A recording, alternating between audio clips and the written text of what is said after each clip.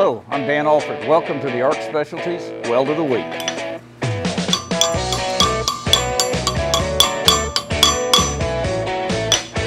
Today we're talking about Lincoln Logs for adults. This video is not so much about welding as a fabrication and fitting technique. We're going to be talking today about tab and slot construction. When I hired Dick Holdren years ago, he'd done a project with the Edison Welding Institute using tab and slot in the shipbuilding industry. The logic being the most economical way to purchase steel is in plate form. So what we do at ARC Specialties is we buy plate and plasma cut it to shape.